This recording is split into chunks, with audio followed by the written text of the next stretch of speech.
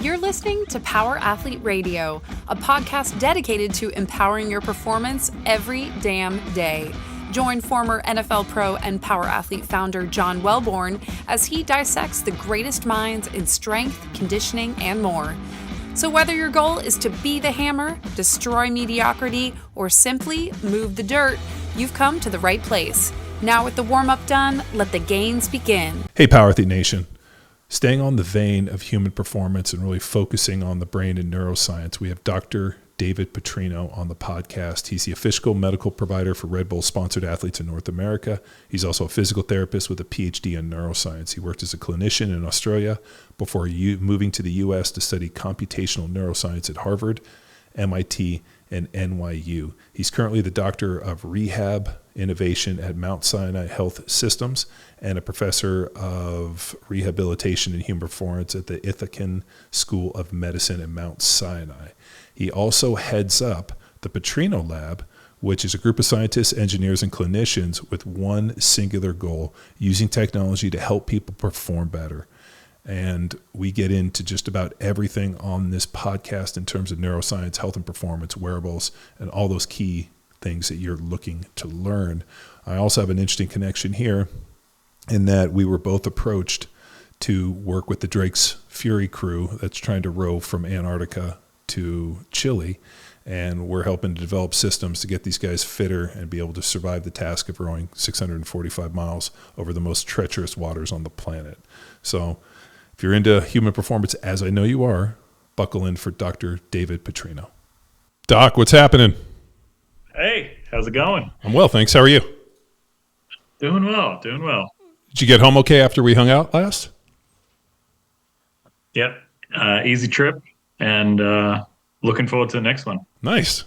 Well, for those of you guys that don't know, I met Dr. David Petrino recently when we were doing the Drake's Passage crew. So we both got pulled in, I guess, within this task where a couple high-performing former Navy SEALs and SF guys are going to try to row from, I don't know if it's Antarctica to Chile or Chile to Antarctica. All I know, it's 645 miles, 650 miles in a rowboat with 6 guys, 3 row at a time. And the last guys that did it took 12 days. But I think 2 of those days they had to batten down the hatches and get thrown around at 40-foot swells. So these guys came in to kind of, for us to put them through a strength and conditioning diagnostic and really just check the level of readiness as we start this training block. And they brought Dr. David in to come in and test all the metrics that we had from VO2 max and lactate. So I'd love to discuss a little bit about that and then also get into the Petrino Lab. Yeah, absolutely. And yeah, Antarctica to Chile is the direction they're going, and kind of crazy when you say it out loud. Did why Antarctica to Chile and not Chile to Antarctica? I didn't necessarily get that question answered yet. Yeah, me either, but I trust them. Yeah. Well, just as you saw in the shop, I'm into fabricating in trucks and like the mechanical aspect. So I'm super fascinated by, what the boat looks like and how, and I guess there's like one boat maker somewhere in Denmark, Sweden, somewhere up, in that part of the world that actually builds these open water rowboats, which, it's got to be the most niche market I've ever heard of. Yeah, not since the Viking days, I guess. So pretty incredible all around. Yeah. So let's get into a little bit. So the guys came in. Obviously we checked our other vitals, had Doc Parsley work with them, but I'm real fascinated on the VO2 max and the lactate and what you were hoping to collect, doing your testing. And more importantly, how can we use that testing to improve the performance and more importantly, the durability? Because the issue that I'm wrestling with in the training isn't necessarily, are they the fittest, are they best, but can they survive for 12 days rowing 90 minutes on, 90 minutes off? There's not anywhere on the boat that's technically big enough for them to stretch out and lay. So now we're looking at like sleep cycles. We're looking at energy expenditure. They have to bring enough food to be able to survive and be able to manage all these other things. Yeah, exactly. And I think that was the perspective that we started with when we were talking about precisely what we would do with understanding metabolic demands. We were so lucky to have Dr. Jamie Wood, who is our metabolics guru, come out and do the testing on the gents. And that's going to be one of many testing sessions. What we're going to do is get more and more task specific because we're fortunate enough to have this portable VO2 max testing system. And what we're trying to understand initially is what are the metabolic demands? So what are these guys looking like at rest? What are they looking like when they're working at 10%, 50%, 100%? And what are they looking like when they're completely exhausted and still having to push? Because as with most ultra endurance events, it's not going to be about who can pull the hardest. It's not going to be about who can go the fastest. It's only going to be about how are you managing your metabolic demands day to day and pushing through to the next day. So we need to, especially in unassisted attempts at a record like this, you need to really neatly understand, okay, well, if these are your metabolic demands, then these are your nutritional demands. And we're going to bring in an amazing nutritionist, Adina Neglia, to really, build that out calorie to calorie so that they don't need to have 20 extra pounds or 30 extra pounds of food on board if they don't need it. So really with the VO2 max, that was one of the things that we were really trying to understand. And then also, because we're Mount Sinai and we're a hospital system, we're also managing the sports medicine component. So we wanted to do a lot of baselining just to understand from a cognitive and a physical standpoint where these gents are, so that if one of them, God forbid, should take a hit to the head or get a shoulder injury or, get a leg injury while they're out there, we know what their baseline was and we can rehabilitate them back to that baseline. Yeah, I mean, that's what they really brought us on Evolved, to be able to come in and put a baseline together, make sure that they're strong, stable, they can, move and effectively survive the demands that are placed in front of them. Unfortunately, we don't really know what the demands are. I mean, I know we have, we pontificated, we thought a lot about it, we've talked about it, but, you're mixing in, the elements, obviously the C's, the craft, obviously they're going to need some time in the craft to develop a sport-specific application, really just in the boat time. But then you're thinking metabolic demands with calories, stress, lack of sleep. They might hit big waves and bounce around like a cork for a day or two. Now you're looking at like potential seasickness and some other issues managing water. So I mean, as the list, and we started creating that list, it like started to become more and more daunting.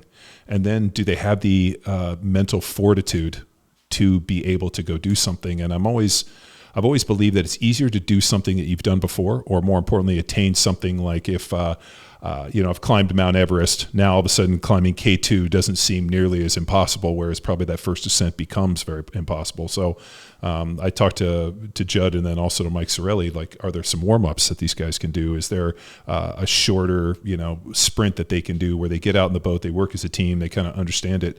Because my biggest fear was like showing up in Antarctica with this boat and being like, okay, you guys been training on C2s and taking ice baths. Here's your gear. Like I was always a big believer in that you fight like you train. So I never wore anything on game day in the NFL that I didn't already wear in practice, down to cleats or whatever. So I was always like to have vetted all of my equipment and everything ahead of time. Yeah, absolutely. And I think that's so important, especially when you're attempting something that very, very few people have ever done before and not knowing what to expect. Just trying to create some level of frame of reference becomes super important. I mean, even if it's something like, Diana Nyad, who swam from Florida to Cuba unassisted, she had a single song that she played in her head over and over again. And she knew that it was something intense, like 365 or 369 replays of this song. And all she had to do was replay that song 369 times and she would be in Cuba. But she knew the task. And so she had this understanding of, well, this is what I'm going to do. When all else fails, I think that there is some value in being able to do something like that. But I also think that in an open ocean race like this, it's just so challenging because anything could happen. You may need to batten down the hatches for 2 days because a storm hits. So being able to cope with that level of uncertainty while stay on task, this is going to be a big challenge. Thankfully, in many ways, I think that the military background that these guys have is going to be, there is no better preparation for that level of uncertainty. And these fellas know how to embrace the suck and know how to, adapt and overcome. But it's there's a lot going on. So why is it that the VO2 max is kind of the initial starting place? Like, why is that the hallmark? Like, that was the first thing. I mean, I wanted to check trunk stability, to see how stable they are, go through an injury profile. You guys started with VO2 max, correct? Yes, we actually started with resting metabolic rate. Yes. Moved into VO2 max, and then also did some work on understanding lactate threshold for these guys. So why? I mean, obviously we need to know what the resting metabolic rate is, just so that we can, basically figure some, BMR and basically what their calorie burns are and that. So I mean, just in a basic health deal. But like, why has the VO2 max become really the gold standard for these individuals? Honestly, I wouldn't say that it's necessarily the gold standard for sure. Right now what we're doing is with both the resting metabolic, the VO2 max, and also the lactate threshold. We're just trying to get a working understanding of how each of the athletes is burning energy.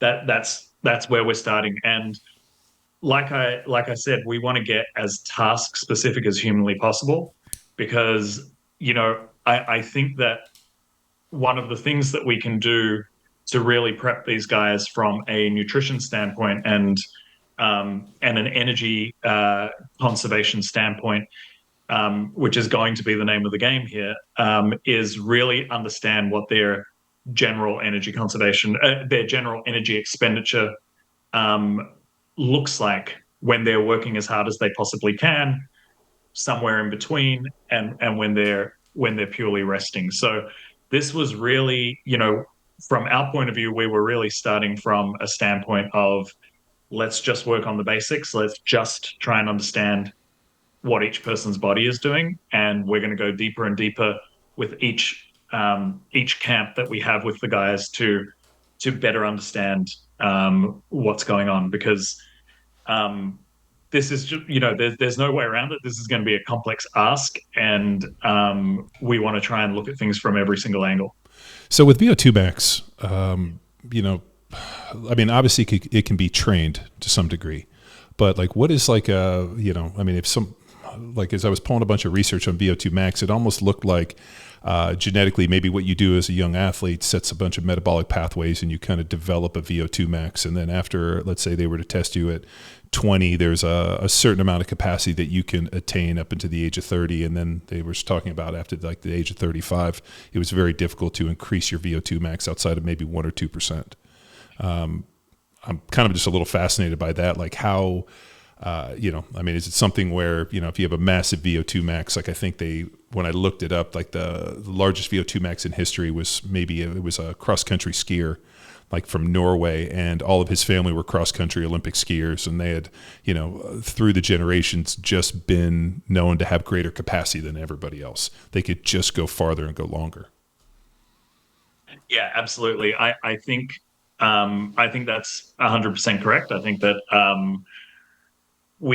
what you just said is a really good description of the literature out there, which is that there are things that you can put on the path to give you better VO2 max earlier in life, and then once you hit 35 or so, things tend to be pretty stable. I would say probably the most profound, and genetics does play a big role. I would say probably one of the most profound things you can do once you've worked on capacity as much as you can, just how much you can get into your lungs, and how elastic your lungs are, and how much work that you're doing to expand lungs and do breathing exercises and chest expansion and so on and so forth, which is why we're bringing in folks like Josh Dunce to work on breath work, is training at altitude. Because again, it just makes your body more efficient at utilizing the oxygen that you're taking in. So as well as taking in more oxygen, you're becoming more efficient with the oxygen that you're taking in.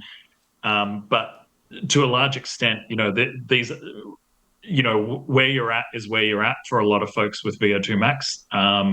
And for us, that was the motivation, is just understanding what the baseline is, with the knowledge that it's not going to change around all that much. It's probably going to stay where it is. From our perspective, the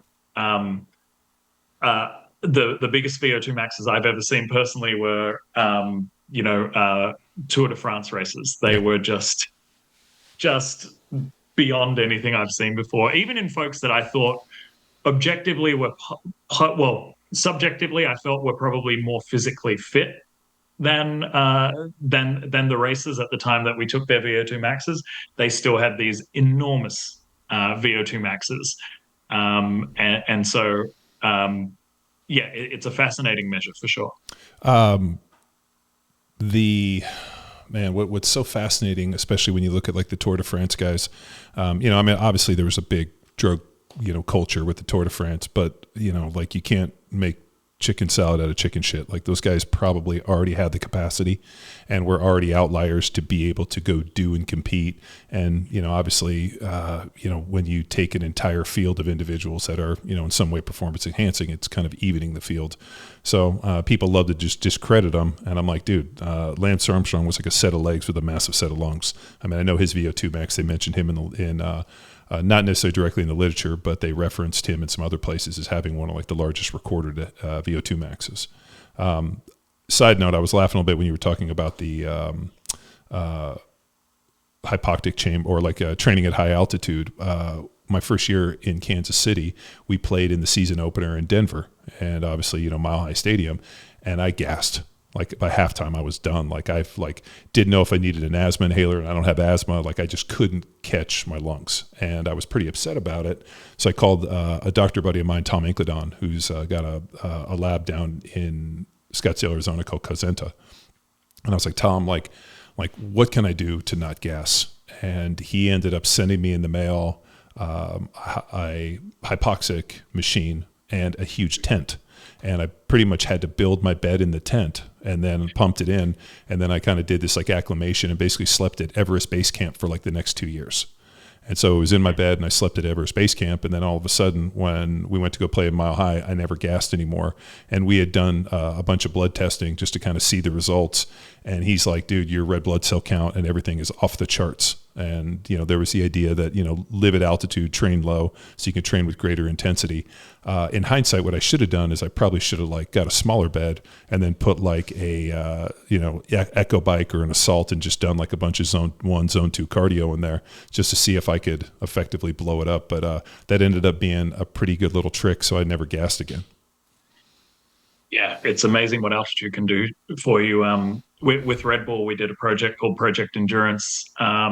Each year we hit a different element of endurance, and Project Endurance 3.0 was all about altitude. And we basically took a bunch of ultra endurance cyclists and we ran a bunch of performance testing at sea level. So we're in Death Valley. And then same day we'd fly them up to the top of Mammoth Mountain, and so 7,000 feet, and then do the same performance testing, and they would just crash, and what was capable at sea level was certainly not capable. What was not possible at altitude, except in the alpine cyclists. So a lot of ultra endurance cyclists are used to flat, and flat usually happens closer to sea level, whereas the folks that had done a couple of tours or were more experienced with altitude, they were able to maintain that performance. So that training paradigm really does make a big difference. Yeah, no, I grew up in Southern California, and my parents bought a place in Mammoth in like the early 70s for like $15,000.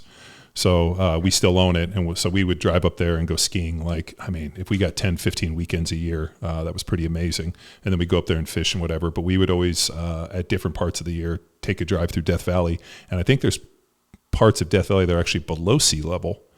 And you kind of go through it, and it's like you get out there in the middle of nowhere, and you were like, I know why it's called Death Valley, because this is by far the most desolate place on earth. It's what I always imagined Mad Max Beyond Thunderdome, or I'm sorry, the original Mad Max when he's out there on, in Australia. That's what it just kind of reminded me of.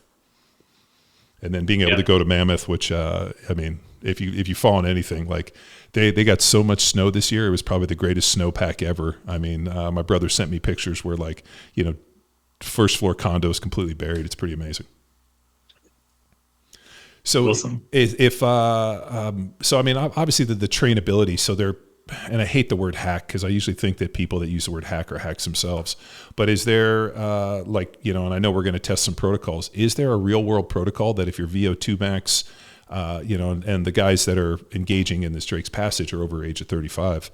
So, we're going to try to see if we can push the capacity, but things like you said, training at altitude and some of these other, I don't want to call them hacks, just training modalities.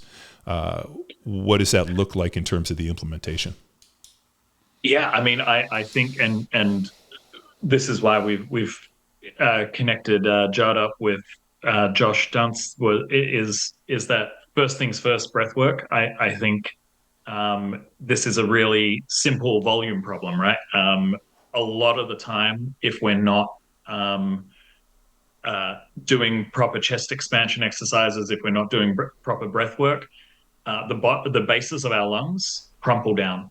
And a seated posture is like the absolute worst for this. The more time you spend sitting and hunched, the more opportunity that the basal areas, the bottom areas of your lungs, are going to sort of crumple up and become harder to open. So starting off by getting people involved in intensive breathwork programs that really focus on chest expansion, really focus on increasing the functional volume of the lungs.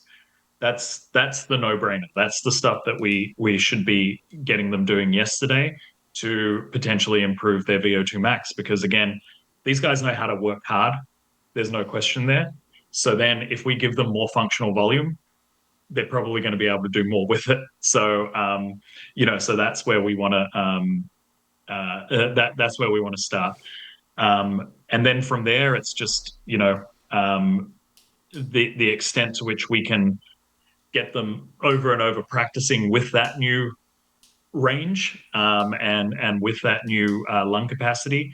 That's where we want to see if we can make some gains. And so Josh, and his team, they're really great. They've got people who are like free divers and things of that nature are working with them. And again, I wouldn't call these hacks. I would call these very targeted training. You work with a free diving coach, they can take you from a 2-minute breath hold to a 6-minute breath hold in a matter of weeks because they know the mechanisms and they know the dynamics. And so I think that is probably the best path to improving VO2 max in these fellas. Wow. All right. So improving breath work, and then you think about if there, and this is, you actually think of the mechanics for the rowboat. They're going to be on, obviously, a seat that slides. They're going to have, access to these rows. So being able to come forward into this kind of hunch, almost like peanut type posture, and then being able to extend back. I look at it like hips, trunk, and neck are going to get absolutely fried. So when I started putting together a bunch of the training programs and just kind of assessing each guy individually, are they strong enough and stable enough to be able to survive the task? And can we get them to do enough volume, hopefully? And that's another issue. And I know I wanted to dive into a little bit of the wearables because I know you have a good background with that. And how much can we really pull from the wearables to really be able to dictate the training? Because these guys aren't in front of us every day. I know with the pro BJJ guys I train, I see them 3, 4, 5 days a week. I talk to their coach. I go up and roll with them. They come and train with me. I have a whole bunch of little micro tests that I use every single time they come to train to figure out what their readiness is and then try to get them to have their best day regardless of what their training volume looks like, and then trying to peak them for different stuff. But I see those guys. So now we're running into a problem where the individuals that we're working with are remote in different places. So we're delivering training remotely and we're going to use wearables to track them. How much am I missing here? Yeah, no, I think that from the wearable standpoint, I'm most interested and engaged the wearables in understanding what day-to-day habits are, because again, as we're forming into teams, this is going to be so important. It's 3 guys on, 3 guys off the whole way, and so understanding things like what's happening to you in terms of heart rate variability, general general biometrics after you've eaten a meal, a small meal versus a big meal. How much sleep are you getting? How much of that sleep is slow wave sleep? How much of it is REM, et cetera, et cetera? Helping us to understand who are the groups that should be paired together, who are the folks that should be who are like physiologically well suited to being rowing together, and who are and who should we maybe not pair because they're incompatible, because these guys are going to do the after lunch shift and this one gets sleepy after eating. And so the wearable data, I think, is going to be super valuable for understanding all of those elements. I also think we need to really have a conversation around substances that these folks might take as part of their daily life, such as caffeine, that really make that decision of, do you want to have caffeine pills on board, or some source of caffeine, with the understanding that if it runs out or if it gets lost, you're going to start having headaches and feeling pretty droopy and maybe becoming constipated and all of these things. Or do you want to get off the caffeine 6 months out, so that by the time you're ready to go, you're ready to go? Wow. But well, what I mean, is there anything? I mean, obviously, caffeine is I doubt these guys are going to be popping Ritalin and Adderall. So, I mean, I know that's kind of outside, and I wouldn't want those guys doing that, just for the mere fact that I don't know how those more controlled drugs play into it. But, something like caffeine, I don't know how much coffee these guys are drinking, but was that one of the questions? Because I didn't necessarily address that. I didn't know if you all addressed that when you were doing the basal metabolic. Yeah, so we definitely addressed it at the sort of a baseline conversation, but we've also been having some conversations with the team about what the plan is. So on the medical side, so it is, what are you taking? Yeah, sure. And what's the plan for when you're on the boat? Are you going to keep taking it? Are you going to stop taking it? What happens when you stop taking it?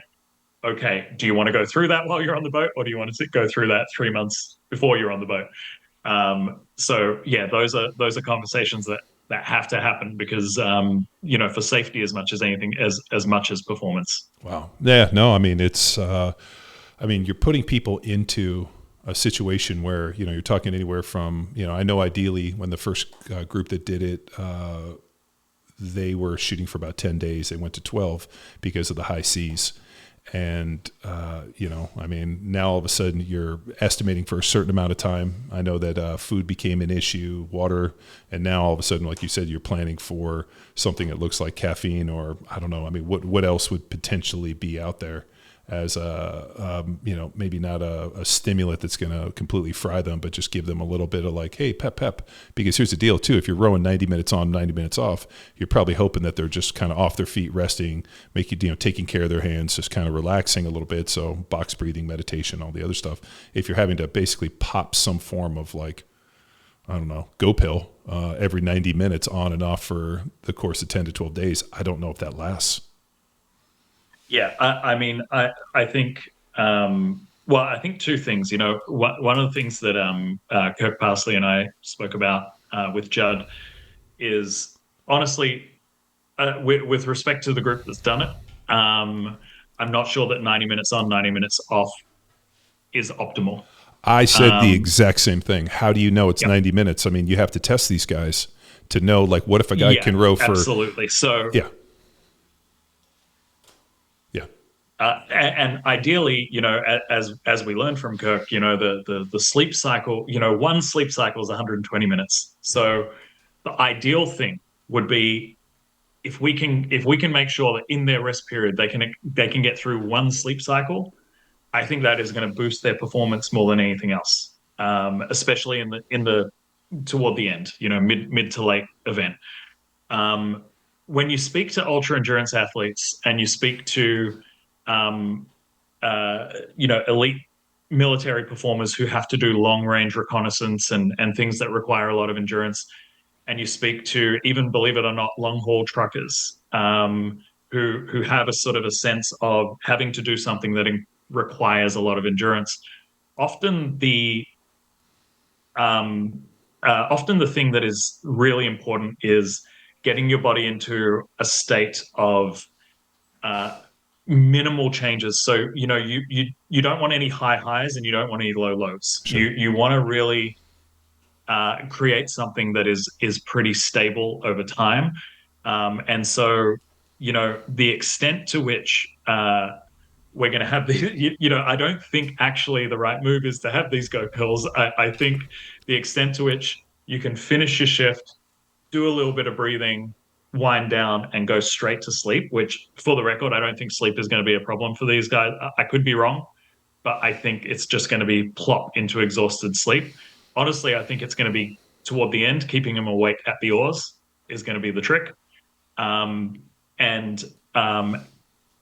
so for there, I think with the extent to which they can engage in cold exposure and they can, perk themselves up in a way that is a little bit more natural and climbs you up nicely, as opposed to dropping a caffeine pill and being up like this and then crashing.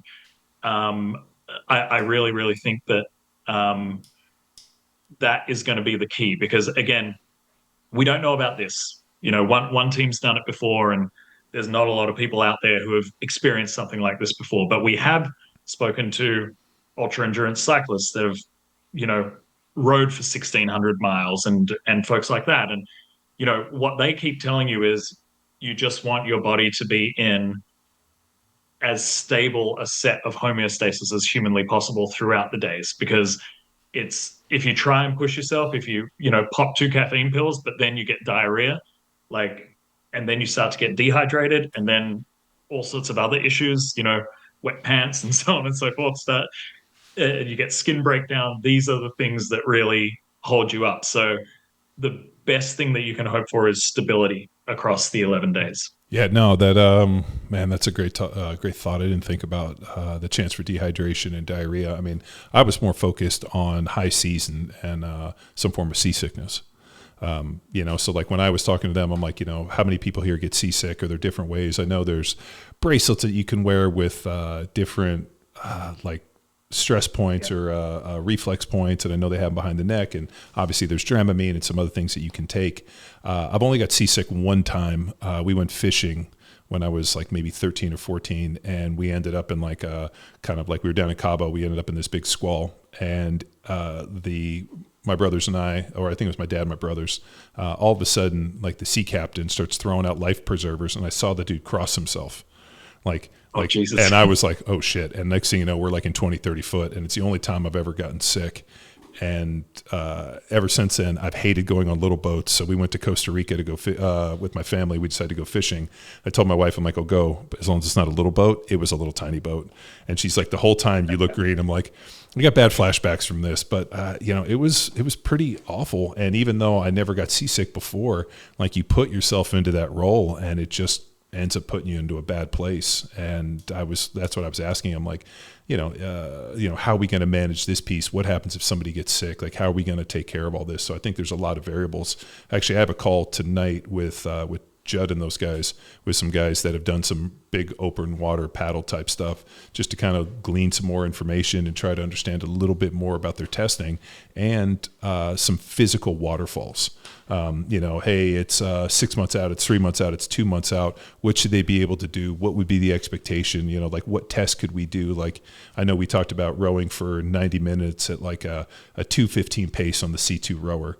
The other one the guys did was rowed on and off for an hour for 24 hours straight. So they rowed for an hour, rested for an hour, and basically had a certain amount of volume that they had to hit in that 24 hours to allow them to lock into the next place. So just being able to put some stuff together so that we have some metrics, because like I said, we're not seeing these guys every day. We're going to come together for different training camps to test the boat. But when those people show up, we know that they're at a certain level. We've been monitoring everything. We know what it looks like. And, and then the other issue is body weight. trying to make sure that they are the most efficient body weight, because extra pounds within the boat potentially slows you down and makes, less food and some other things less able to come on, because there's got to be a weight limit. I mean, you can't just pack everything, so you have to be extremely strategic on keeping everything light and fast. Yeah, absolutely. And I'm actually dying to get my hands on the schematic of the boat, because we really want to get on that level of understanding where we're going to pack things, where we're going to stash things, and what we're going to do. But absolutely, you can put all this effort into going 10, 15 pounds lighter on the food, but there's probably collectively 10, 15 pounds lighter that the crew could go if it's optimal. Well, absolutely. I'm fascinated on the boat just from the mechanics. Like, I want to know how high it sits, like how it's all covered, how stable it is. I mean, I was fortunate to work as a contractor for Naval Special Warfare, and I taught a bunch of seminars over in Hawaii for the SEAL delivery vehicles. And one of the first things they asked, or when we went in, we were going through the training, is like, I want to see the vehicles. And so they brought out these mini subs, which I thought like a sub would be enclosed. No, they're just like these vehicles that they go into, and then you have a mask and obviously tanks and respirator. And then these guys will be like underwater for anywhere from 7 to 15 plus 20 hours, whatever it looks like underwater. And I'm like, I scuba dived before. So I'm like looking at it. I'm like, how are you guys staying underwater that long? And they're like, oh, we got these Navy tables. They got all this wizardry. So I think, you have these impossible tasks. And what's so amazing is there's like one niche dude, or like, one company that this is what they do, and they're the world's experts, and they can answer these questions. Whereas, we're sitting there like, how long of a boat? I know they talked about like 29 feet. Why 29 feet? Why is that the most efficient? And I'm like you, man, I want to see all the designs, and I'd love to know the thought process behind it all, just from a engineering standpoint. Yeah, absolutely. So as these guys progress on, what would be, as the training goes on, what would be something where like, hey, this guy might not be ready? Is it, like you said, like the daily load, they're not recovering, sleep looks worse. As we start adding volume, all of a sudden now their HRVs through is red. So I'm just wondering, like, what would be the potential red flags that we would have to see? Yeah, I mean, I think there are definitely going to be physical red flags that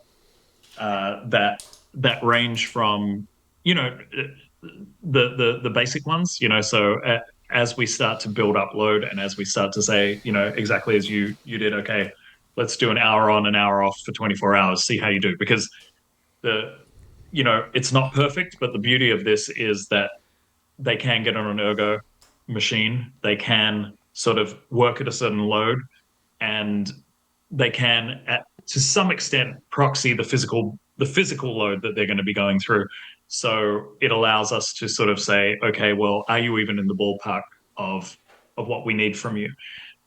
So at that point, if we're starting to see, okay, well, the 16th hour and this guy's hip is starting to click and become really painful, and then the next 2 days he can't walk, or we're seeing shoulder issues, or I want to be very, very cognizant of those sort of bodily red flags, because I think that that's something that can just abruptly end the expedition.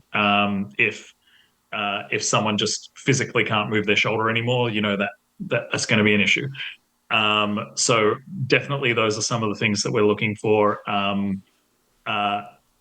As well as you mentioned, we just need to see what happens to their sleep after they have, such a enormous brutal load put on them for even the first 24 hours, then for a 2-day period, just understanding what recovery looks like, so that we can optimize for them. We just don't know at this stage what we're going to see, but certainly, it's pretty black and white in terms of physical capacity. If we're just seeing that people can't, persist with what they need to do, that's going to be important. From a cognitive perspective, where we also need to be on the lookout for just, good old-fashioned teaming metrics, making sure that people are liking one another. This is close quarters for 11 days. You got to like You got to like each other. Yeah, no. If you're mad at the way some dude smells, we're going to be in trouble.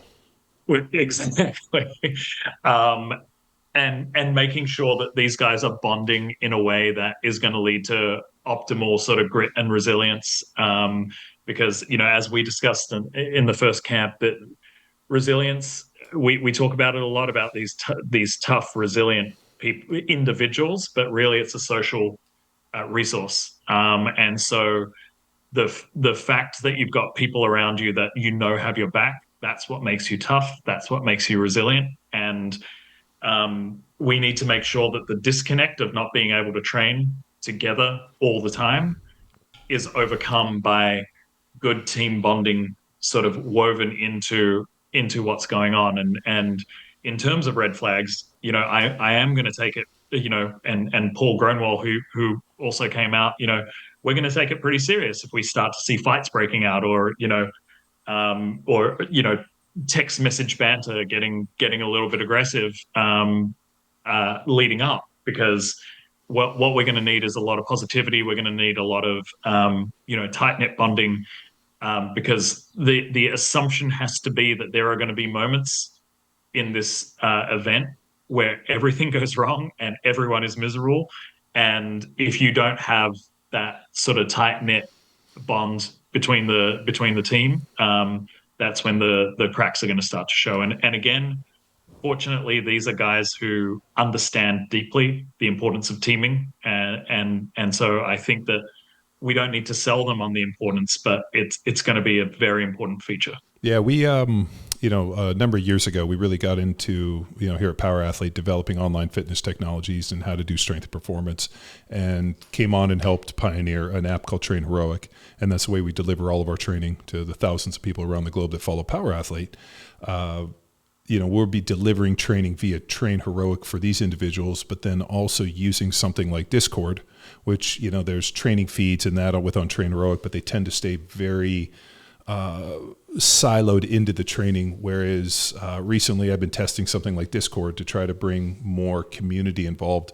And we're going to set up a Discord, which will allow them to, talk some shit and have some fun, post some videos, and just create like more of a team environment. The one thing that we noticed with all the Power Athlete programs, and we have a catalog of them from like Jack Street, Grindstone, Field Strong, other ones, is that they're just siloed kind of team feeds. And then when we went to a general Power Athlete team feed, now all of a sudden we're getting this like amazing cross-pollination. And as this, was looking for different ways for us to build, continuity and just adherence. So like, hey, you know what, like, let's have a general training time where if, you're going to row at 6, I'm going to row at 6. And like, we can use other technologies like something like Discord or, FaceTime or whatever it looks like to be able to record progress, post it up, and then be able to catalog it. And I think, something that really struck me with, when we were talking about the dark time of COVID, everything went to this medium of Zoom, and, obviously became very remote. And I'm coming to the realization that I don't know if it works as well for like team environments, but you know what, we're in a situation where that's what the cards were dealt. And, doing things like training camp where you're bringing people in, there's a level of accountability. You're bringing in experts like yourself and, other people to really just show the magnitude and like the, serious factor. Like we're not doing this to fuck around. We're not going out there to Disneyland to just row around in circles. We're trying to attempt a task that, has killed more sailors. I mean, it's a reason that they built the Panama Canal, was because they couldn't go around the Horn anymore. I mean, it's the most treacherous water ever. I mean, where 3 oceans meet. So to be able to go through that is not only an amazing talent, but I'm just fascinated to see what the training looks like and lead up, how we're able to balance the sleep, the nutrition, the team environment, get these guys physically fit and have the capacity and the resilience to be able to go out for, somewhere between 10 and 12 days and basically row like a banshee to get across one of the gnarliest strips of water on the planet. Yeah, absolutely. And, if anyone can do it, it's a team of former special operators, because, like I said earlier, I feel like they have all of, built into them, they have all of these qualities that we often think about as crucial to being able to push through these sorts of things. But absolutely. I mean, I think everyone is starting to understand the enormity of the task. Even, when I heard it the first time, I was like, oh, well, that sounds cool. And then I started, researching it. And I was like, okay, well, this is less cool and more insane.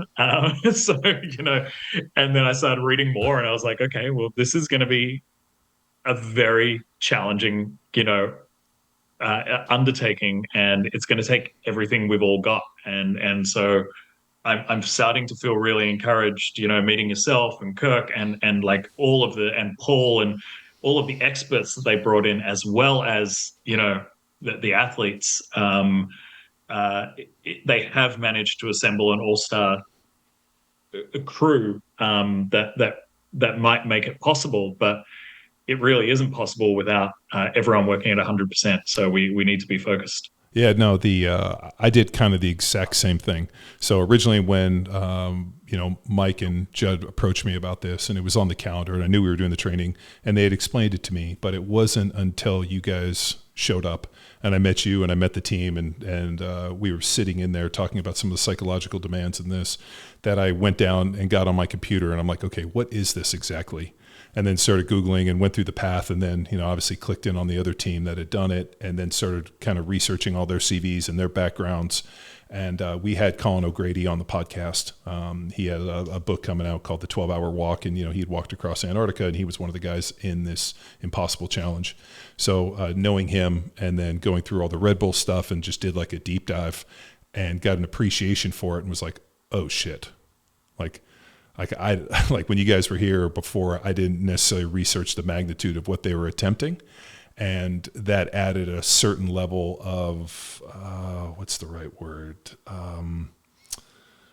sense of urgency in me in terms of the training and connecting and doing all this, because at the end of the day, our job is to prepare these guys for an impossible challenge. So, we fail at the margins of our experience. So the more experience I can, and the more we can extend our margins with finding, other experts, like you mentioned, like Doc Parsley and yourself, and then, obviously the breast stuff, which I'm super fascinated in.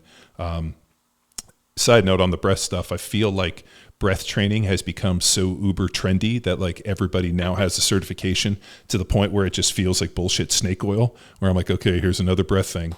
And we had Brian Peters on, who's a former NFL player, that teaches kind of hot and cold contrast and some breath stuff that I think is extremely valuable. And Kristen Wentz and some other people we've had on, but like it always, it feels very trendy now.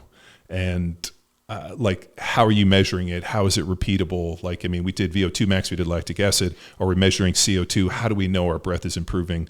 I read Nestor's book, Breathe, and started taping my mouth when I slept, and like my sleep is dramatically better. Like I wake up at like 4:45, 5 a.m. completely rested and pop out of bed now.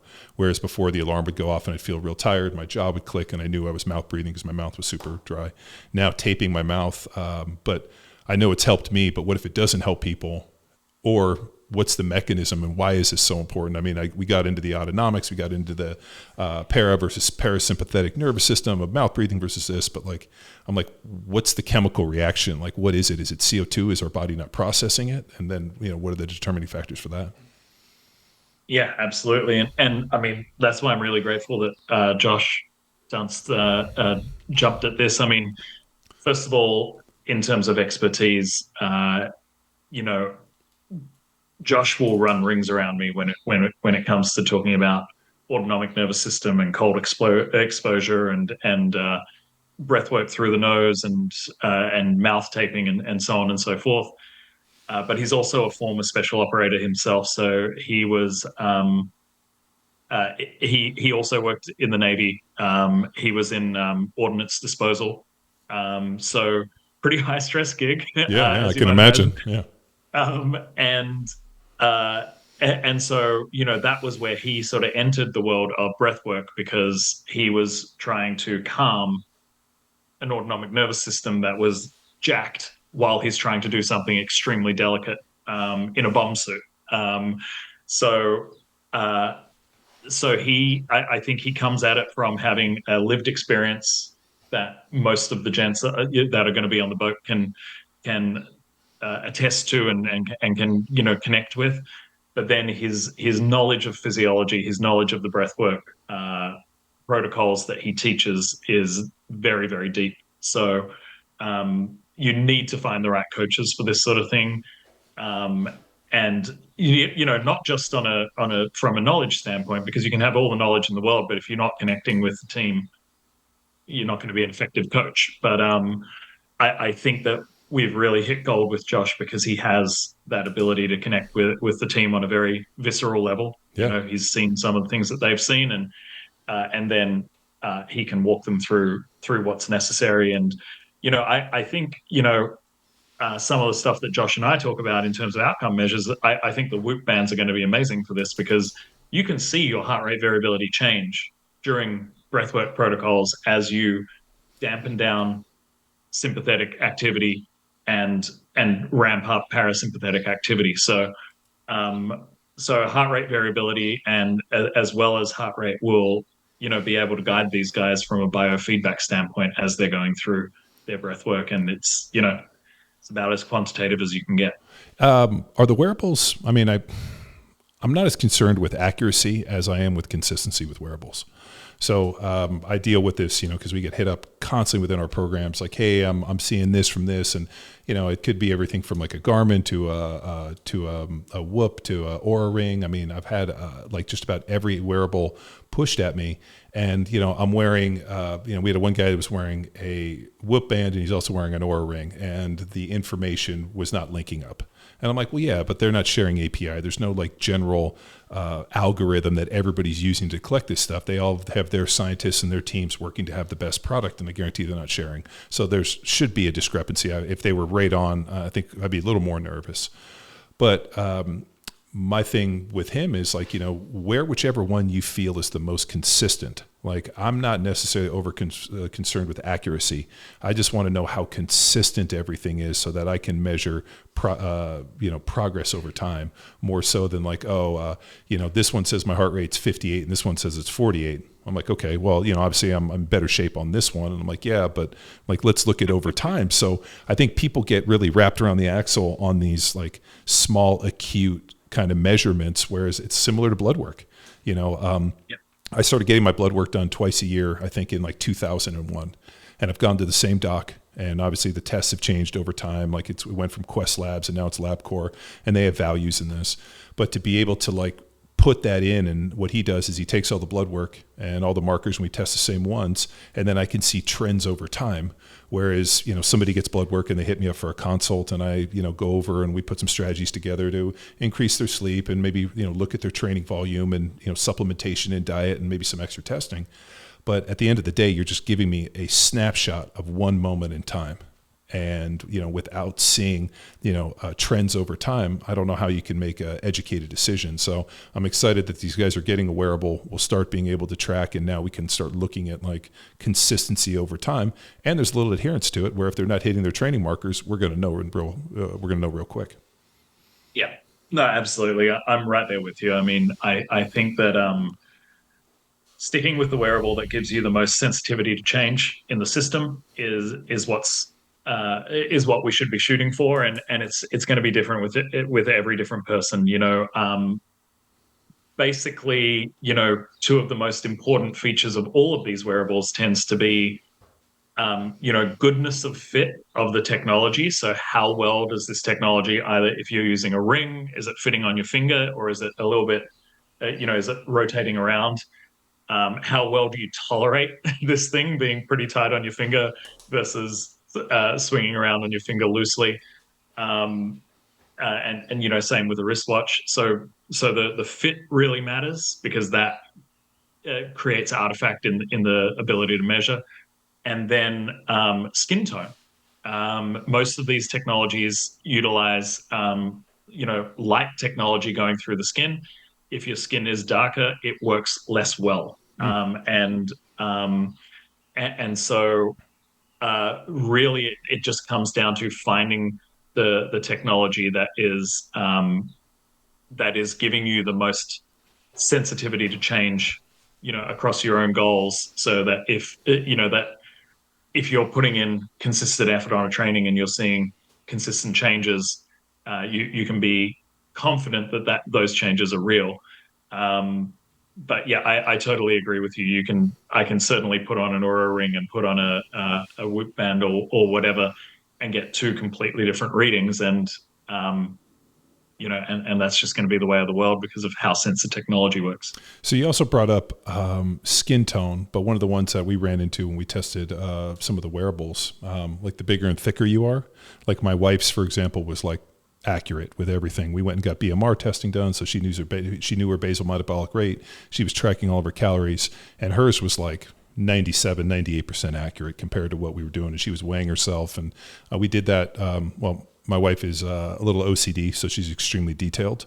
So like she's my control for everything. I'm like, all right, if she can, like, let's manage this against her. And, she weighs herself, so she knows exactly how many calories, and she's super efficient. So hers was good. Mine was literally like so inaccurate. It had me basically burning about 9,000 calories a day. And at the time I was eating about 3,000.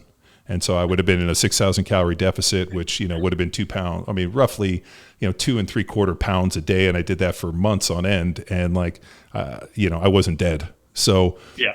And then when we reached out, they made an issue that like sometimes for bigger dudes with more muscle, more like just meat and tissue in the arm, it might not be as accurate, like let's say as like a 115, 120 pound woman like my wife, who might have thinner skin and maybe not as much muscle in her forearm. Yeah, no, absolutely. I mean, everything matters, right down to, we had a conversation just the other day with, I do performance for an esports team called the Quad Gods. They're made up entirely of quadriplegics and following a spinal cord injury. And we had, a rep from Apple say, let's give them all Apple Watches. And I'm like, it doesn't. Their vascular system is very different. Like putting an Apple Watch on their wrist isn't going to work out the way you think it does. So, but that's one end of the spectrum. Yeah. But you still have people in the middle of, you might have Raynaud's phenomenon, which means vasospasm occurs in your hands. Oura Ring is not going to be for you because it's trying to get a stable measurement from the flow of blood in and out of your vascular system. So everything matters, and it's all about finding the right one that works. How for an I guess like a competition for quadrupeds, how do they use the head eye movement? Like, I mean, if their arms and legs aren't moving, is it like neck? So we've got so it's 6 guys. It's 5 guys and one female participant and athlete, I should say, and they all have their own setup. So some of them have the ability to move their arms and their hands a little bit. So we set up buttons and switches and adaptive joysticks that they can use. 2 of the team members have no movement of their arms, so they have a device called a quad stick, and it's kind of a joystick that they can put into their mouth, and by sipping and puffing and moving their head around, they can get quite a lot of control of a gaming console. And these guys are competitive. They're like, entering competitions and winning prize money. So damn, it's good work. We interrupt this episode with a shameless self-promotion. Are you pushing through performance roadblocks caused by pain or janky movement mechanics? Knock the rust off with our Movement Health courses. Used by thousands of athletes worldwide, from average Joes to MVPs, our courses give you the tools to assess and fix yourself so you can get back to break-in necks and cash in checks. Not convinced? Get a taste of how our courses can help you by enrolling in a free sample today. Head to powerathletehq.com and search courses from the menu. Now back to the show. I'm always fascinated by technology in terms of being able to make up for these deficits. Like one of the most fascinating things to me is, and I know this is pretty awful, but obviously we were in a war in this country for 20 years and a lot of guys lost limbs. So over the years, when I was teaching the CrossFit football seminars and also a power athlete, we would come up across somebody who was, missing a leg, missing an arm. And I was always weirdly fascinated by the technology and like their ability, like what was created to have them adapt, like carbon fiber, hinges, titanium. I think personally, like there should be no budget and no expense spared to like get these people back. If you go and you lose, like and I know there's groups that do this, but I was so fascinated by the carbon fiber. And then also the difference between below the knee amputees, above the knee amputees. Like if you're below the knee, I mean, they can pretty much just like stick something on there, and as long as the ankle has movement, those guys have such a better outcome. The minute that you go above the knee, now all of a sudden you're talking about artificial deal. There was another guy where, was up into the hip, so this whole thing's strapped into him, and now he's got, 1, 2, and 3 joints opposed from just, one joint like an ankle. How they created, the feet and the toes. I mean, I was just more fascinated by the technology piece, and then obviously with the gaming, like the things that they're able to do. And, I'm just super stoked that there's outside the box thinkers that come in and are like, this is a problem I can solve. And, to me, it looks insurmountable when you put the technology to it. But yeah, I mean, running into these guys that have, there was one guy that obviously lost an arm, and they had different attachments for hands for him to do pull-ups and lift weights and do this, and he could throw, and he would just swap out his attachment. And I'm like, dude, that is the coolest thing I think I've seen. I'm sorry that, you're going through this, but I mean, it's pretty neat. Like, you got cool attachments. So. Yeah, no, absolutely. I come from the same standpoint of, if you're injured in a conflict, defending your country, your country should be sparing no expense to looking after you. And doing a little bit of work with the VA myself, we get to work with a lot of folks that get access to these technologies after an injury. And it's fascinating not only from the technology standpoint, what is possible with the technology, but also one of the things, and this is something that we study a lot in our lab, is this tipping point of how much the technology is worth investing the effort. For instance, there's for folks who have lost an arm, there are some really advanced upper extremity prosthetics that you can get. But, it takes 3, 4, 5 months sometimes of training to really work how to use this thing properly. And, you give most veterans the option. They're like, yeah, just give me the hook. I can do 99% of what I need to do with a hook and a couple of attachments on the end of a hook. I don't need the fancy robotic thing. That's, I don't need to spend 5 months learning how to use that. And understanding that level of how much value you get from how much investment of time is always super interesting to me as well. No, I'm in complete agreement that if you're going to send people to war, when you bring them home, you have to take care of them, and you have to try to return them in the best condition in which they showed up. I mean, and I realize people are going to get hurt, and it's a nasty deal. So then you have a responsibility to take care of those people. I also view the NFL the same way, that, if you're going to ask these guys, and, even though people see the big salaries, a lot of these guys leave like little broken toys, and they get cast off to the island of misfit toys and never to be seen again. And I have worked and met and talked and spoke with a ton of ex-NFL players that have a ton of cognitive issues and can't get out of their own way to be able to do this. And so a big part of my journey over the last 10 years in terms of retirement in the NFL was, more importantly, putting protocols together to not only fix myself, but when other people approach me, being like, here's what I did to effectively, allow myself to recover from any of the impacts. And in 2013, this was actually through Naval Special Warfare. They were doing a DoD study looking at EEGs, like basically brain mapping, to try to find like if there was a certain brain type that availed itself to, tier 1 door kicking operators. And they were trying to figure out how they could clean up the pipeline. So a bunch of the guys that we worked with kept coming up and getting tested in Newport. And I ended up going over and meeting them just because I'm fascinated by this stuff. The doc ends up meeting me, and it's like, oh, you played in the NFL for a decade. We'd love to get you in and scan your brain. So they scan it. And the brain map that I had was actually the map that they were looking for, which is like they call it like operator brain or CEO brain, right? It had whatever the characteristics. So everything looks great. They did some heat mapping, and the part of my brain that was damaged when I played was over here on the left frontal lobe. So obviously that like didn't light up the same way, so you could see like a kind of a big spot for that. But ironically, Nick Hardwick, who plays center for the San Diego Chargers, he's retired. He came in. He was having some brain issues and started working with this group. And where they were using magnets to kind of rebalance some of the mapping and kind of help alleviate, depression and lack of sleep and some other deals. So he comes in for South by Southwest to present with the doctors and sit on a panel on brain health. So he invites me to come, and I have this really steadfast deal with myself where if like another NFL player or professional athlete reaches out and they want me to go to something, I go. Professional athletes tend to be very flaky, and even more flaky in retirement, where they just like don't do shit. They won't pick up the phone. They won't do stuff. So I told them, if you're speaking, dude, I'll be there to support you. So I was.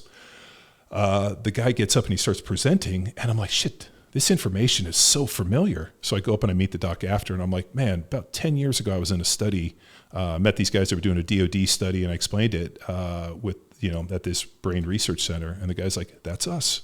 The doctor you worked with is no longer with us. He's since retired. I've taken over his research. So he invited me to come the next day to get scanned. And when I showed up, he's like, we were able to pull your original scans out of the study. So we have this, and he's super stoked.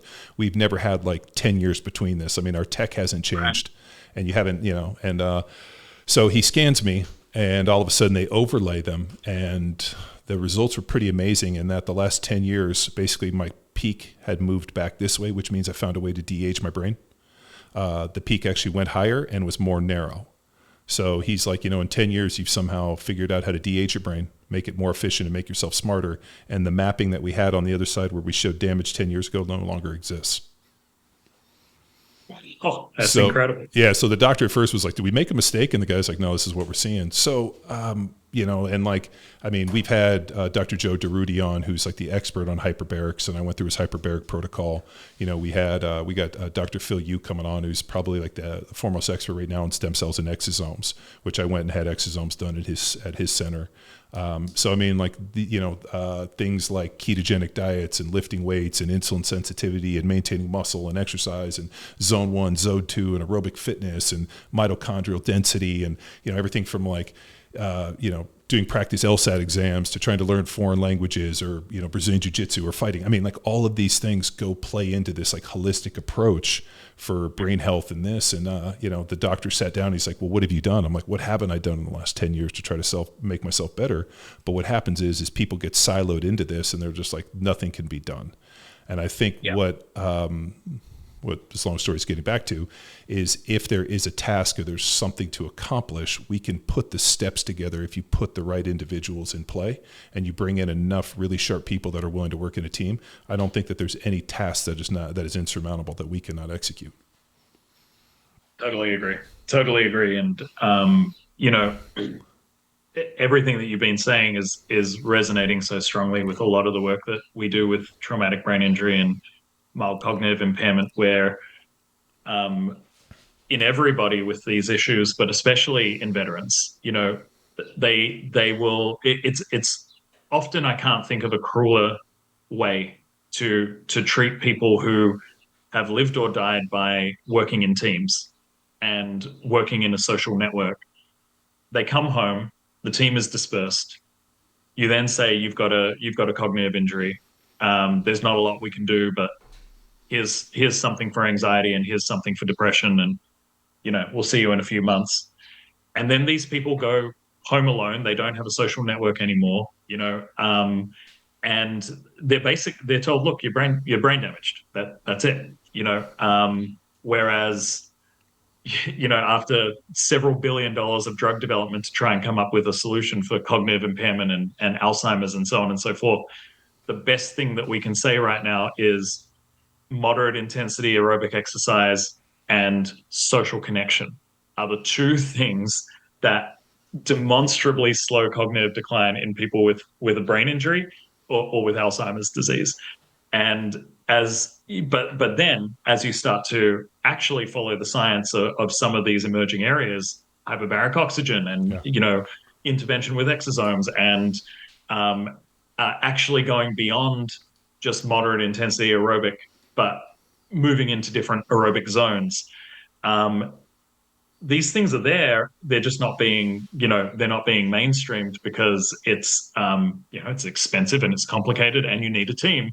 But I think that as we approach, I think, the next challenge for us in both performance and medicine is to move away from this reductionist, like just, if you're an athlete, throw yourself against the wall over and over again and only the strong will survive. And if you're a patient, this is your disease and this is your medicine. No, I think we need to move toward, highly comprehensive interdisciplinary care models that really leverage teams of people working together, as opposed to going it alone. Well, I think our society fits with this idea of just take this pill, just do this one thing, where it's a holistic approach, and it takes consistency and effort and time. Like everybody, like, oh, I have this issue, take this pill. How is it going to affect me? And I never took that deal. I looked at it like, if you can provide the best environment, remove the stress, and then do little things that keep coming on, and just it was this constant move. The exosome deal was really interesting. I think they hit me with like a few trillion exosomes in an IV. And it was in the morning, and then later that afternoon, all of a sudden it was like I had this like warm buzzing feeling. And I couldn't explain it, almost like I'd had a drink, but I hadn't had a drink. And all of a sudden, like we were having a conversation, and it was if like maybe whatever fog I might have had just got wiped clean. And my ability to like create information and talk, like to the point where I was like looking around, and I like felt like like, and I make the joke, I felt like I did before I started playing in the NFL. It was like a snap of the finger, and that warm buzz lasted for like 6 months. And like it was noticeably different. And then we had Dr. Joe on the podcast, and he went through all the hyperbaric research. And like, I mean, if you're really looking about something that's legitimately life extension that can say this is de-aging you and creating a longer life, it's the hyperbarics and the telomere length and all this research. So I'm like, let's give it a shot. He found me a local guy, and I ended up doing the 40 sessions, which was 5 days a week for 8 weeks, which is extremely difficult to execute. But I committed to do it. I promised the guy I would do it, and I never want to, obviously go back on my word in that way. But that was extremely beneficial. That like the hyperbarics was another one where all of a sudden I felt like the cobwebs at about 20 sessions, like just cognitively, everything just seemed to be really sharp. My writing improved, just like everything improved. So I think those two big ones. But also, obviously the diet that we follow is very close to a paleo diet. I mean, it's basically off of like, one ingredient. I try to cook every meal. We source everything from like, bitchin' local, and I'm very fortunate in that way. But the other big one, and we had, I think it was Gabrielle Lyon on the podcast talking about like protein and muscle being, an organ for the body, and for like, mental longevity, and especially for brain health, the greater amount of muscle you can carry in relation to fat, the greater chances you have of longevity, because fat's extremely oxidative, ages the brain. Muscle's extremely insulin sensitive, which allows the brain to not be as exposed. And I've heard people talk about Alzheimer's being type 3 diabetes, and I've heard that connection, and it's very real. So, lifting some weights, having a good aerobic base, and, just being very fortunate to get plugged in with some amazing people on this podcast has provided me with such dividends. And when people reach out, I'm like, there is a path for this, but it's a path of self-discovery. It's not just one thing. Somebody's just not going to hand you a pill, not just put you on a diet or just do one thing. It's going to be consistency. Like we talked about with the wearables, everybody's searching for this like acute, what did this number tell me? But if it's tracking consistency over time, how is it giving us data to allow us to continue to improve? Absolutely. And we tend toward these reductionist outcome measures. I mean, the culture, whether it be the medical culture or the media culture, do these 3 things to become ripped and jacked. And it's like we love these little lists. What's the 3 things I can do? What's the 5 things I can do? Over and over and over again. But ultimately, exactly as you said, it's self-discovery. You need to know yourself. You need to know your body well. You need to understand why, if you're not performing at the level that you want to be performing at, why that could be the case, and really sort of sleuth it down and work out what's going on. We're learning so much right now. My lab has really, since the pandemic, focused a lot on long COVID, as well as some of the things that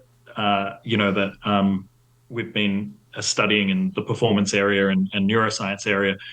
And as the deeper we look, the more damage we're seeing that this virus does to the whole body. And one of the things that was really striking to me was we learned about a lab in South Africa that was showing that these tiny clots were forming in the blood of people with long COVID, and they weren't forming in the blood of people who didn't have long COVID. And so we started looking, and sure enough, we see these clots, and they're blocking vascular structures. And so then we started looking into specific enzymes like nattokinase and lumbrikinase that can break these clots up.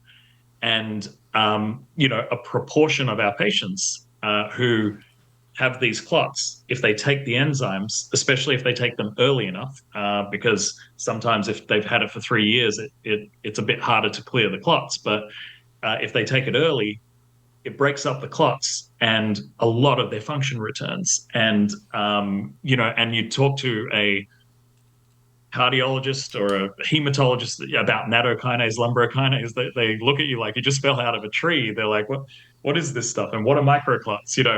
But it's not easily, accessible knowledge. But surely enough, as we, I think what we need to accept as we move into performance science and as we move into medicine is what we take as, these mainstream tests that we run, that we take as like the sort of blueprint for health.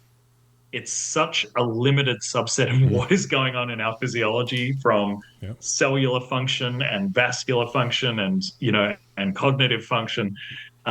We should not be resting on our laurels right now. There is so much more we need to learn. Just for my lack of knowledge, I mean, long COVID versus short COVID. I mean, is that the difference? I mean, obviously, we lived through this entire COVID deal, which is pretty wild to me in that I've had people that have had probably 4 or 5 different bouts with COVID, and I've had 0. So I've never had COVID, and I've had my antibodies, haven't tested in like the last 6 months, but we've been tested numerous times and never had any antibodies. And I've been exposed. I sat in this podcast room with a guy who coughed on me for 2 days who had COVID and who's had it a number of times. So I find it interesting where all of a sudden you have people that are fine in 3 days. And then, like you said, the long hauls deal, which I first heard about it from Dr. Joe DeRudy, who was doing research where they were using hyperbarics to actually work with people that are having long hauls. I think he called it long haul syndrome. But I'd love to get in and understand a little bit about the differences and how it's affecting people. Yeah, I mean, I think it's it's a huge challenge, and we're working to understand the pathobiology. Like what is the biology behind the pathology of long COVID? But in the simplest terms, in the folks who had, there are folks who have long COVID who had severe acute disease. They ended up on a ventilator and they have organ damage and they're struggling to recover. But then there's folks who had the mild disease. They didn't get hospitalized. Maybe they got pretty sick, but they didn't have to go into the hospital, and they got over it on their own. But then they got over the acute illness, and then they sort of transition into this post-acute illness that just lingers, and they sort of can't get out of bed. They can exert themselves, but if they exert themselves, they pay for it. What we're starting to see is this cycle in these folks of viral persistence. So the virus doesn't clear the body, it stays. That leads to a few things. So first of all, it leads to mitochondrial dysfunction because viruses don't have their own mitochondria. They attach onto your cells. They use your cells' mitochondria to create energy so that they can replicate. And so then they put you into energy deficit. So we're seeing mitochondrial dysfunction in these folks. In addition to that, you've got a virus rushing around your body. You get systemic inflammation. You get immune exhaustion because your body is trying to fight this thing. It's doing it for 3 or 4 years. Now your immune system's starting to get ragged, which then causes latent virus reactivation. So if you've had herpes virus, Epstein-Barr, these things come back. And then the other thing that we've seen is that these persistent viral fragments, and this is now all, published, settled science. We're seeing No, persistent virus. I know this is all truth. I mean, this isn't conjecture. I love that anything that has to do with like COVID and this and the effects. I mean, it feels like when the COVID thing was happening, I'm sure you saw this, like everybody was a virologist. I'm like, this is like, I mean, I defer to people like Doc Parsley and, people that are really, that do this stuff for a living. I mean, Brett Weinstein, and his brother, like studied bats, listened to a podcast with them. And he's like, oh yeah, no, coronaviruses and bats. This was our research. I have a PhD in this. I tend to take people's advice, who, have studied this and do this. And, and then what's amazing is then you have social media where it's like, everybody's an expert. And I'm like, man, I didn't know that so many of you guys studied virology. I know. And I'm sure you're in the same deal where you're like, this is what we're doing. But what I still can't figure out, and maybe it's just like this with everything, like, 80 to 90% of all men are either going to die of a heart attack or cancer. Like, and, if you, are in pretty good aerobic shape and you sauna 5 days a week, I mean, the Finns saw that your chance of or a heart attack go to almost zero. So now we just got to deal with cancer. And, Tom Incledon, the guy I mentioned earlier, they're doing a bunch of research with cancer, and they found that exercise is by far their best ally in putting out killer cells that basically disrupt cancer. And he's like, cancer weakens people to the point where they can't move, and then it just takes them down. If they can get these people into exercise regimens, everything seems to work. And if the people are super fit, I mean, we've seen this with like NFL players that all of a sudden get a lymphoma or whatever, all of a sudden they deal with it, and within like a few months they're fine because they were so physically active, so strong, and so fit that they were allowed to do it. So the, Tom's deal has always been like, if you can do something like aerobic exercise, train, do all these things, maybe do some sauna and continue to train at a high level, focus on your diet, manage things that come up, avoid smoking, excess alcohol, and, a bunch of the myriad of drugs that they try to hand out. He's like, you have a pretty good chance to getting as far as you can, but eventually people wear out. But I'm just more fascinated, that you could take, like if you were to like magically release a, COVID virus in this room with a bunch of people, why is it that, I mean, and maybe you don't know, I'm sure you do, but like it manifests in so many different ways between everybody. I mean, everybody's biology is different, but I sit here and it doesn't even affect me. And the other guy's on, has a cough for 2 days, and another guy's in the hospital with a respirator. I still have always found that really fascinating. Yeah. And I mean, we're still trying to understand why, people have differences in who's going to get long COVID versus who's not. Like I've now seen over 3,000 cases of long COVID, and it ranges from folks who had severe autoimmune disease all the way through to people who are, running their 10th marathon and, super fit and not a worry in the world in terms of pre-existing conditions like wasn't a determining factor for long COVID. Not at all. It could affect anyone. And whereas in acute COVID, a lot of the sort of determination of severity really rested on density of ACE2 receptors in your body, because the ACE2 receptors were how the virus got into the cell.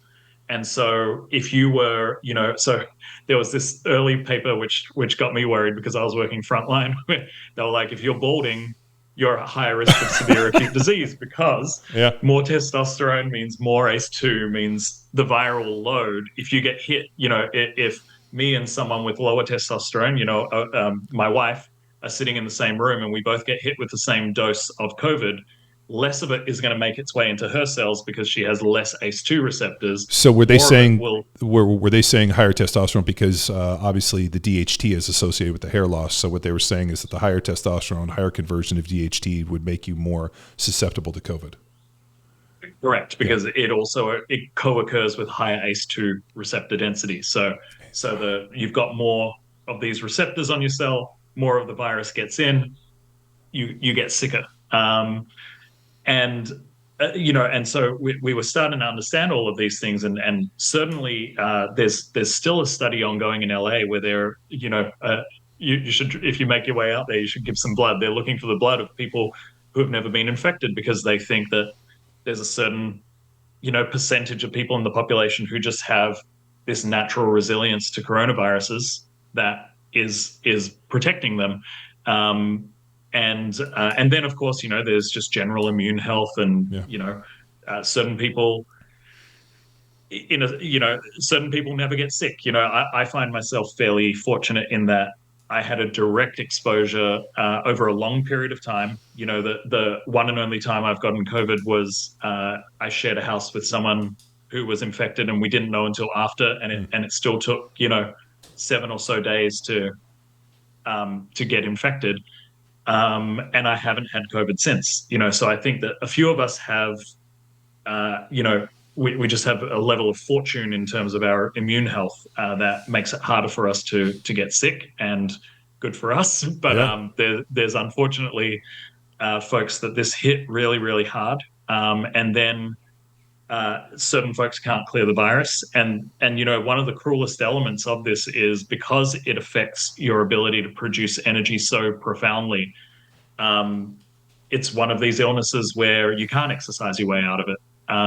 Every time you expend energy, you go into oxidative stress and you start feeling worse. And so we've had to be really careful with our long COVID patients, because any level of exertion will put them into a flare that leaves them bedbound for a few days.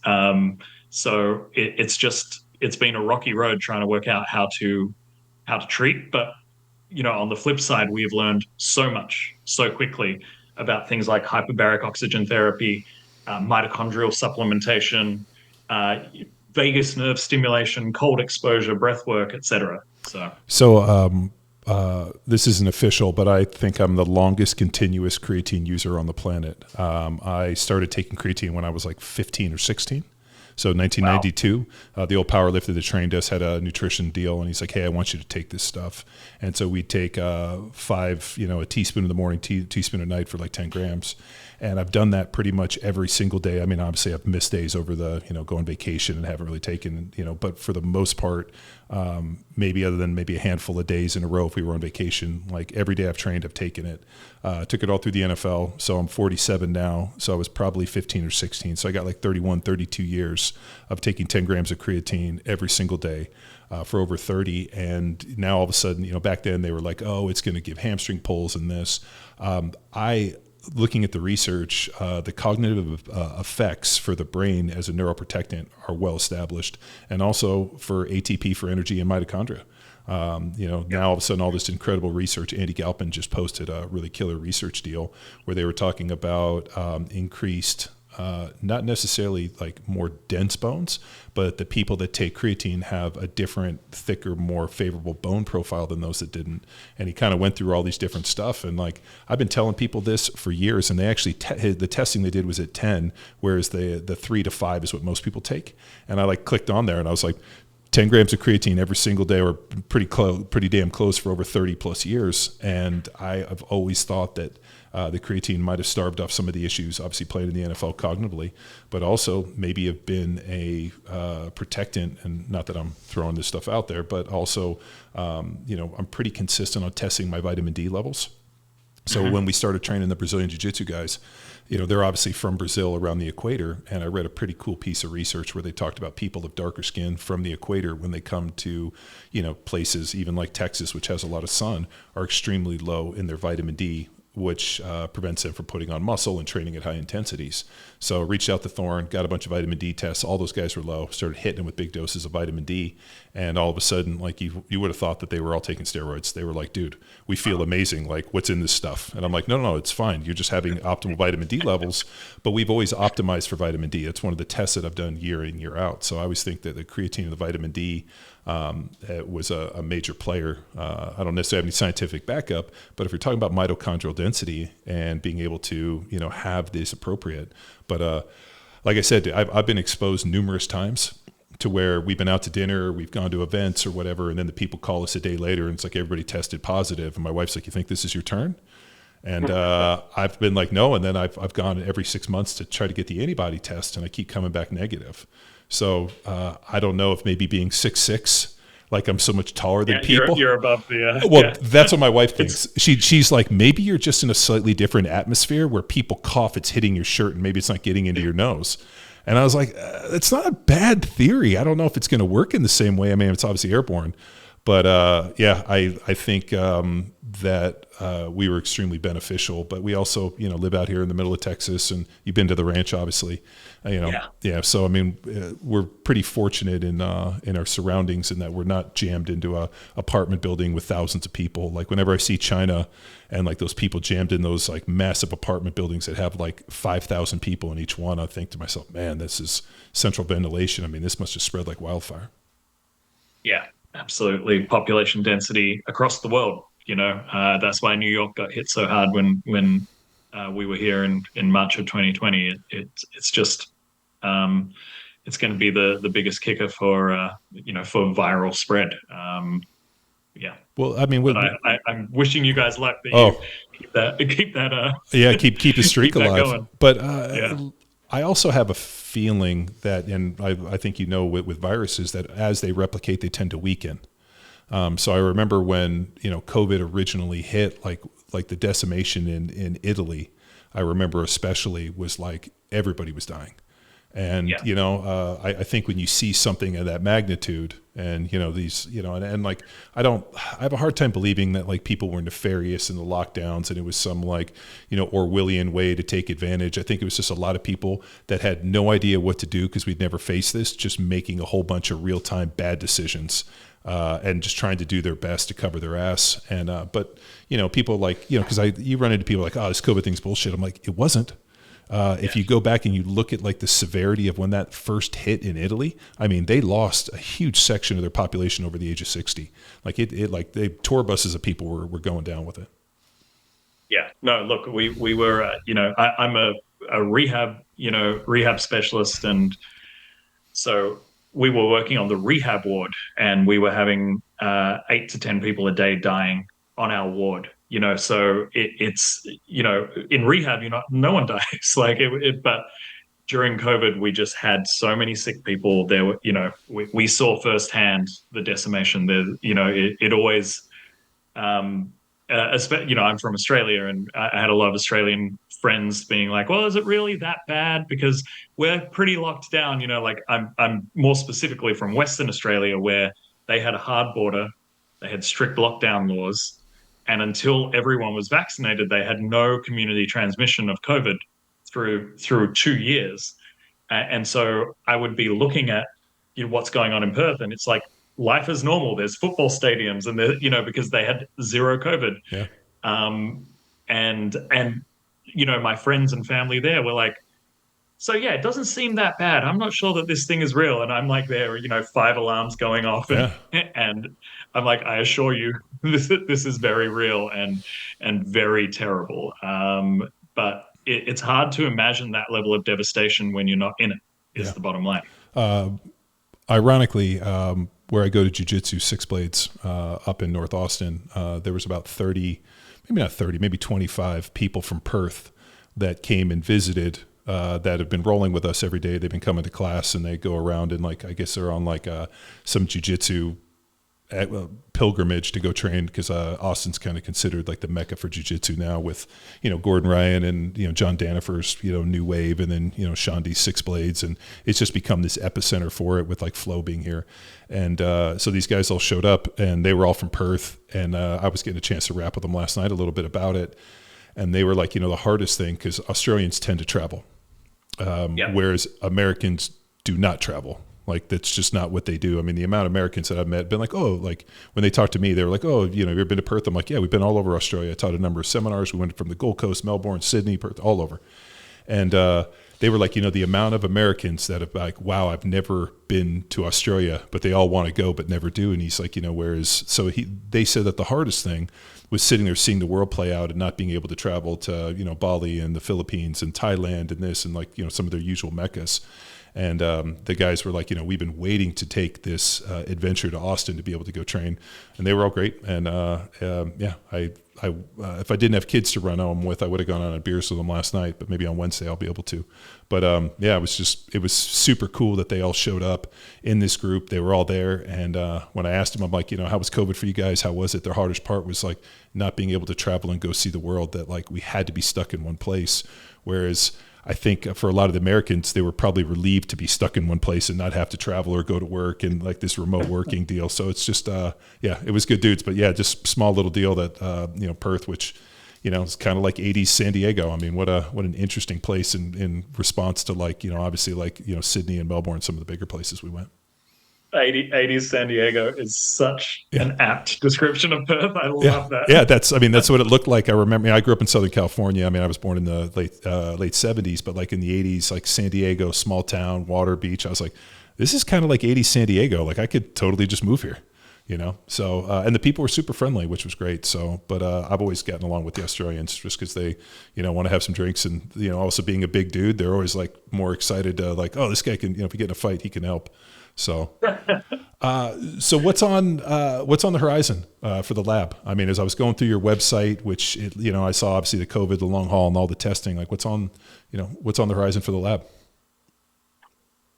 Well, we've got a lot of really exciting stuff. We are continuing to do a lot of work with long COVID, which and other post-viral illnesses and Lyme disease and things like that, which is a total new direction for us. And I'm just learning as quickly as I can about all of these things. Lyme disease in Texas and also New Jersey. I mean, because of the deer and all that is ravages people.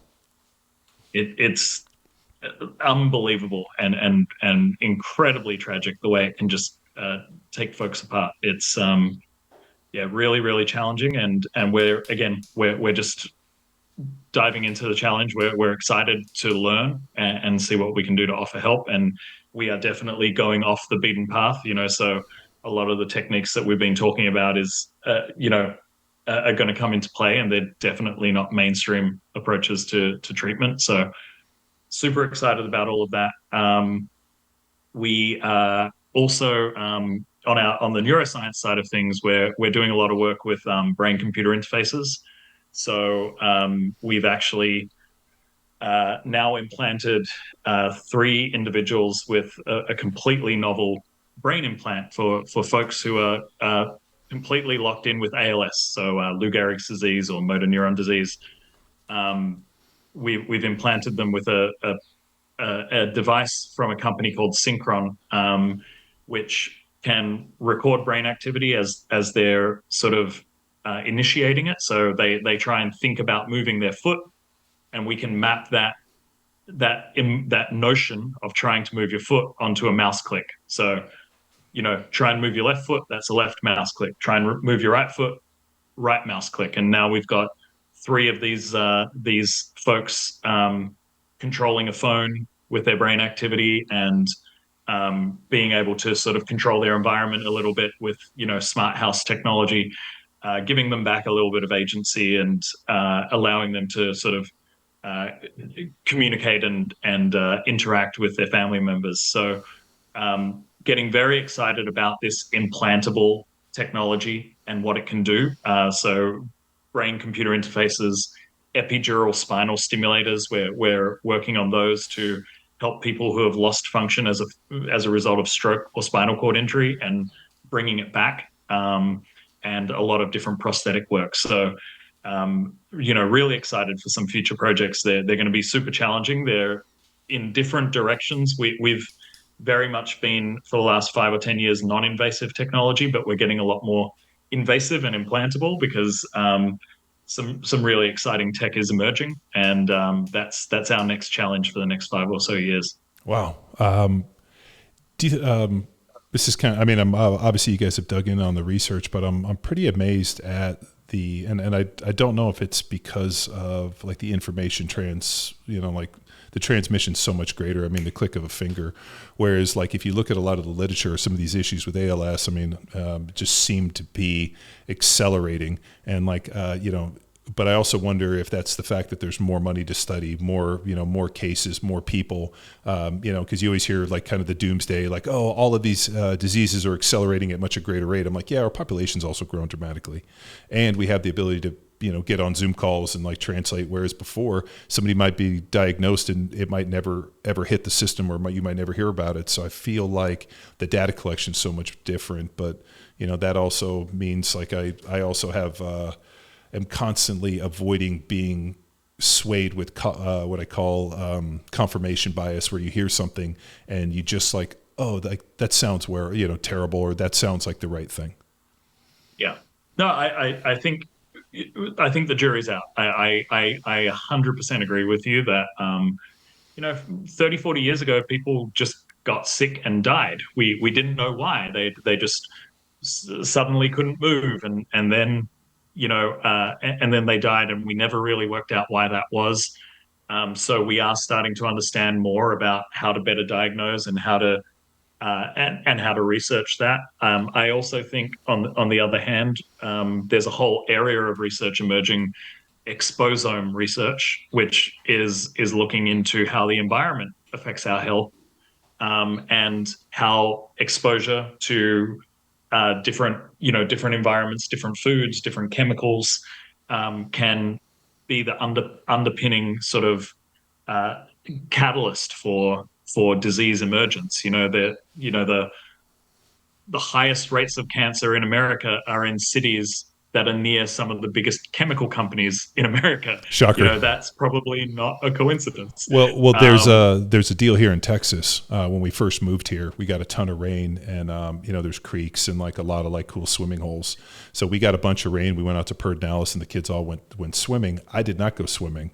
My wife went swimming, and the kids and the people that she all went with, everybody got sick. Like everybody, like really, really sick the next day, and even like the few days after. So I didn't get sick. My wife's like, typical, you didn't get sick, and I was like, I didn't go in the water, and so we ended up taking the kids to the doctor, and the doctor's like, you can't swim in the rivers or the creeks or anything after a big rain in Texas because of the glycophosphate runoff. So all these ranchers and people are trying to manage, because Texas is just a huge weed. Like if you got rid of all the people in about a year or two, Jacob, what would you think, about 2 years and Texas would take over again? Yeah, maybe less than that. Yeah, probably less than that. It would look like, when what was it, the Marvel end game deal where like Thanos got rid of people and he's walking around, and they're like, that's what Texas would look like in probably a weekend. And the doctor, first thing, he's like, don't swim in, because people obviously are trying to manage their stuff with glycophosphate. Everything in Texas runs downhill into creeks. It tends to pool, and we know not to swim because we'll end up getting, and he's like, what your kids and your wife got are a little glycophosphate exposure poisoning. Gave him some like antivirals and a bunch of this, drink a bunch of water if you can do a sauna. So we ended up getting an infrared sauna, and the kids jumped in it, and we got them in, and in about 3 or 4 days they were fine. But like that was something nobody told us. And the glycophosphate, we've never used it on our property for that very reason. But I also know that everything runs downhill and it soaks in. But like that shit's pretty gnarly. And they've said for a long time, oh, it's not, it's not. And I'm like, no, that shit's like, it's pretty gnarly. If it's killing everything else, good thing. Good chance it's going to kill you as well. Yeah, and then it goes into the water, and then people go swimming. But yeah, that's man. Well, Doc, I am super excited that we got a chance to talk on this podcast. But if people want more information on the lab and how to get a hold of you, how do they reach out? Yeah, they can always email me at abilitiesresearchcenter@mountsinai.org, or they can tag me on Twitter at Petrino Lab. That's probably the easiest way to get me. Yeah, then also petrinolab.com if you guys want to go on and see his research, and they've got a website that goes through long haul COVID and some of the stuff they're doing with adventure racing. But dude, it was great to connect. I'm looking forward to this adventure with you and learning as much as we can, and hopefully helping these guys accomplish this impossible task. Me as well. Thank you so much for having me, and looking forward to many more conversations. Awesome. Well, thanks for tuning in to another episode of Power Athlete Radio. This episode of Power Athlete Radio is powered by Train Heroic, the most immersive strength training app experience on the market. We've built our online training business by partnering with Train Heroic and helping us deliver all of our world-class training programs like Jack Street, Field Strong, and Grindstone. To learn which Power Athlete training program best suits your goals, head to powerathletehq.com/training. And if you're a coach looking to build a business with the best tech and training, go to trainheroic.co/powerathletehq.